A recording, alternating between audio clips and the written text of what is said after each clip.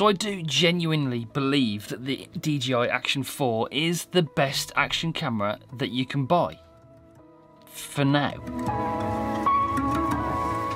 Now it's an interesting time to be in the market for an action camera, or a personal pocketable camera as I like to call them, because these days these aren't just action cameras. Everybody uses these for multiple purposes.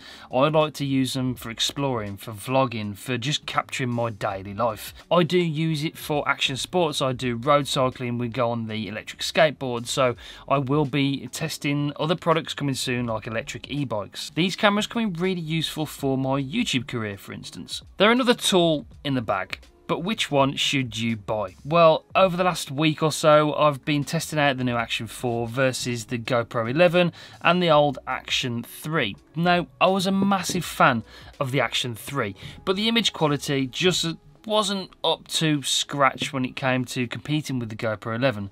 Now they've addressed that and a couple of other things when it comes to the Action 4. They've added a new sensor in here which is a lot bigger, very close to 1 inch sensor now. We've got 1 over 1.3 inch sensor in here, and it is a drastic improvement when it comes to low light performance in particular. The image quality, very similar to the Action 3, but because you've got that bigger sensor in there, does make the image look a lot better. Now, compared to the GoPro 11, it's still got the resolution advantage. We've got 5.3K in the GoPro 11. Still looks really good, and looking at footage is a very personal preference.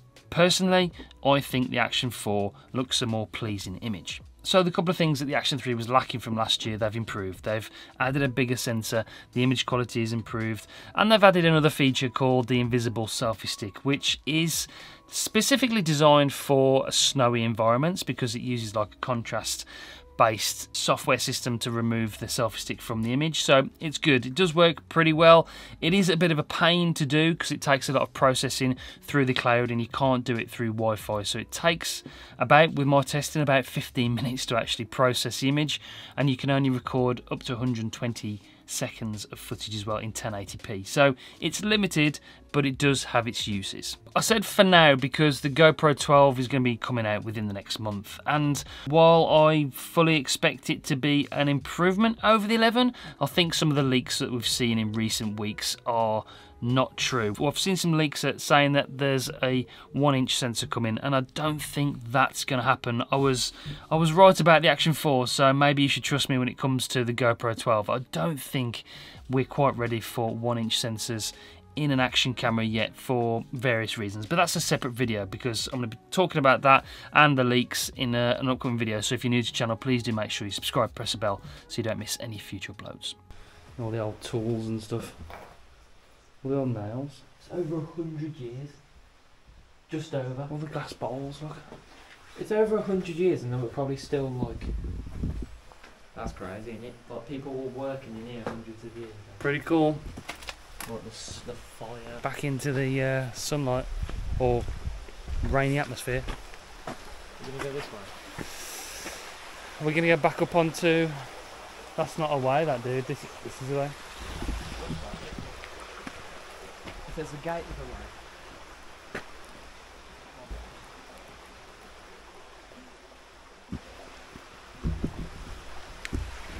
So that was Knowles Mill Flour Mill. It's like deserted, there's nobody else here at all, but it's a National Trust site, so I thought we'd take a little bit of a explore out. This is day 2 of testing the Action 4 camera.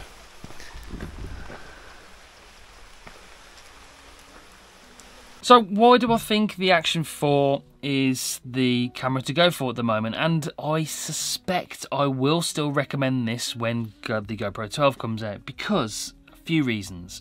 The overall user experience is just a little bit better. You've got a better menu, a more simple menu that's a lot easier to use. For me, the screen is a lot smoother to touch, a lot more responsive than the GoPro screen. We've got a touch screen on the front of the camera, unlike the GoPro. So you're vlogging, you're using the camera, talking to the camera, you can change the settings from that front screen as well as the big back screen. That's a lot better. The mounting system is just more seamless. It's got that magnetic mounting system like the Action 3 of last year, and it clips on snaps on like that. Doesn't have the screw that you have to take off and change different things. So if you want to take it off here and you put it on your helmet, you just unclip it and snap it onto your helmet. If you want to take off your helmet and put it on another tripod, take it off there, snap it onto the tripod. It's just a little bit more seamless and easy to use. Like I said, the user experience is better. This has fast charging, so you can charge it from 0 to full in about 50 minutes rather than the couple of hours with the GoPro. You've also got the capability to add USB microphones directly to the camera. You can use DJI's wireless microphone system, plug it in there, and you can have a nice audio experience. With the GoPro, you have to buy a separate accessory, the media mount, and I haven't had a good experience with the media mount. It's just a little bit awkward, and you only have a 3.5mm jack for an audio input there. So again, better, easier, more seamless user experience. In here you've also got log footage. We can shoot in DJI's famous log. It's D-Cinelog M log in here, and the footage looks good. I did shoot in Cinelog 10-bit footage with all the examples I've showed you in this video. I also did shoot 10-bit on the GoPro, but there's no log there. You can shoot in a flat profile, but it's just not